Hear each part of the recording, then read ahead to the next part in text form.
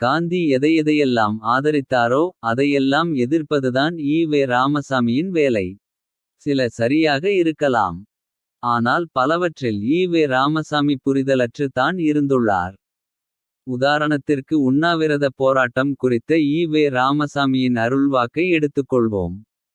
தொடர்ந்து காணொளியை காண்பதற்கு முன் நம் சேனலை சப்ஸ்கிரைப் செய்து ஆதரவு தாருங்கள். உங்கள் ஆதரவு நமக்கு ஊக்கமளித்து இன்னும் நம் பங்களிப்பை சிறப்பாக செய்ய உதவும். நன்றி. இனி காணொளி. 29 நவம்பர் 22 நாள் விடுதலையில் ஈ.வே. ராமசாமி கூறியது. உண்ணாவிரதம் என்பது என்ன? யோக்கியமான, நாணயமான, நேர்மையான வழியில் தனது காரியத்தை சாதித்துக் கொள்ள முடியாது என்று முடிவு செய்து கொண்டிருப்பவர்களுக்கு குறுக்கு வழியும். விளம்பர வழியும் இன்று உண்ணாவிரத மென்பதாக ஆகிவிட்டது இல்லையா? ஈ.வே. ராமசாமி சொல்வது சரி தானா என பார்ப்போம். உண்ணாவிரதம் என சொன்னாலே உடனடியாக நம் ஞாபகத்திற்கு வருவது மகாத்மா காந்தியடிகள் தான். அவர் எதனையெல்லாம் கடைப்பிடித்தாரா அதையெல்லாம் எதிர்க்க வேண்டும் என்பது ஈ.வே. ராமசாமியின் முட்டாள்தனமான கொள்கைகளில் ஒன்று.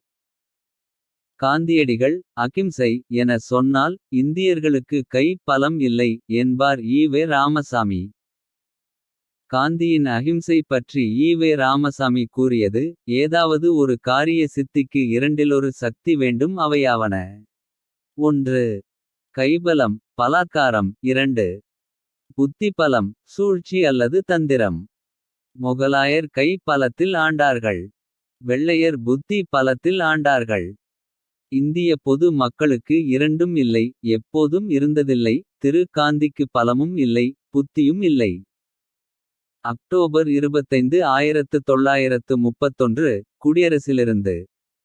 ஈ.வே. ராமசாமி கூறியது பொய்த்துபோய். தன் அகிம்சை மூலம் தான் தேசம் விடுதலை அடைய காரணமானார். காந்தி மதுவை எதிர்த்தால் ஈ.வே. ராமசாமி மதுவின் ஆதரவுக்காரனாக மாறுவார். அந்த வரிசையில் உண்ணாவிரத போராட்டத்தையும் எதிர்க்கக்கூடிய. விமர்சிக்க வேண்டிய கோழைத்தனமான ஒன்றாக ஈ.வே. ராமசாமி கருதி விட்டார். காந்திக்கு புத்தி இல்லை என்றார். சரி, ஈ.வே. ராமசாமிக்கு புத்தி இருந்ததா?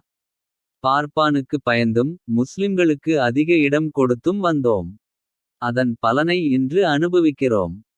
இது சாணியை மிதித்து அசிங்கப்பட்டு மலத்தின் மீது காலை வைக்க நேர்ந்த பழமொழியாக முடிந்தது என்கிற அளவுக்கு ஈ.வே. ராமசாமியின் புத்தி இருந்துள்ளது. ஈ.வே. ராமசாமி கூறுவது போல நாணயமான வழியில் ஒன்றை செய்ய இயலாமல். குறுக்கு வழியில் காரியம் சாதிக்கிற விளம்பரம் தேடுகிற யுக்தியா உண்ணாவிரதம்?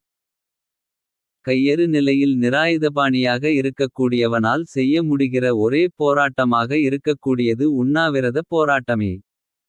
யாருக்கும் தீங்கிழைக்காமல் தன்னை தானே அழித்து கொண்டு தன் எதிர்ப்பை காட்டக்கூடிய ஒரு அறம் சார்ந்த போராட்டம் உண்ணாவிரதம். அதன் மகிமை தெரியாதவனால் உண்ணாவிரத போராட்டத்தின் மேன்மையை உணர முடியாது. உண்ணாவிரதம் என்பது கோழைகளின் ஆயுதம் என கூட சொல்வார்கள். மனித வெடிகுண்டாக மாறி அப்பாவிகள் பலரை சாகடிப்பதை விட. தன் கோரிக்கையை வலியுறுத்தி தன்னை மாய்த்து கொள்ள மட்டுமே உண்ணாவிரதமிருந்து உயிரை மாய்ப்பது உயர்ந்த செயல். நாம் பத்திரிகைகளில் அடிக்கடி பார்க்கக்கூடிய செய்தி. ஏமாற்றிய காதலன் வீட்டு முன் காதலி உண்ணாவிரதம் என்பது போன்ற செய்திகள். காதலி ஏமாற்றினால் காதலன் வன்முறையில் இறங்குவான். அமிலத்தை ஊற்றுவான். ஆனால் பெண்ணானவளுக்கு வன்முறை தெரியாது. ஆனாலும் தனக்கு நீதி வேண்டும். ஆட்களை திரட்டி போராட முடியாது. பெற்றோர்களே கூட துணைக்கு இருப்பார்களா என உத்தரவாதம் கிடையாது. போய் தொலைஞ்சானா விட்டு தொலைய வேண்டியதுதானே என்பார்கள். காதலி என்ன செய்வாள்? அவளால் என்ன செய்ய முடியும்? காதலன் வீட்டு முன்னால் உண்ணாவிரதம் இருப்பாள். இது விளம்பரத்திற்காகவா? அவளுக்கு இதைத் தவிர வேறு வழி தெரியாது. அவளைப் பொறுத்தவரை இதுதான் யோக்கியமான, நாணயமான, நேர்மையான, யாருக்கும் தீங்கிழைக்காத போராட்டம். உண்ணாவிரதத்தால் நீதி கிடைக்கட்டும், இல்லையேல் மரணிப்போம். ஏமாற்று உலகில் வாழ்வதைவிட சாவதே மேல் என்கிற விரக்தி. ஆனாலும் கூட சாவதற்கு முன்னான ஒரு இறுதி முயற்சி தான் உண்ணாவிரதம். இதுவும் சேய் அல்லது செத்து மடி வடிவ போராட்டமே. காந்தியை அறியவில்லை என்றாலும். காந்திய வழி போராட்டம் பலருக்கு கை கொடுக்கிறது. ஆயுததாரிகளான புலிகளின் திலீபனே உண்ணாவிரத போராட்டத்தை உணர்ந்திருக்கவில்லையா? ஈ.வே. ராமசாமியோ அதனை உணராமல் உண்ணாவிரத போராட்டத்தை விளம்பர உத்தி என்கிறார் மடத்தனமாக. பல இடங்களில் சாடுகிறார். சில ஆண்டுகளுக்கு முன் வாசித்த ஒரு உண்ணாவிரத செய்தி ஞாபகத்திற்கு வந்தது. அது குடிக்க தண்ணீர் இல்லாத வேலூர் பெண்கள் சிறை. 4 நாட்கள் உண்ணாவிரதம் இருந்து பெற்று தந்த நளினி. என்கிற தலைப்பில் மார்ச் 17 2017 நாளன்று ஒன் இந்தியா தளத்தில் ஒரு செய்தி வெளியாகி இருந்தது.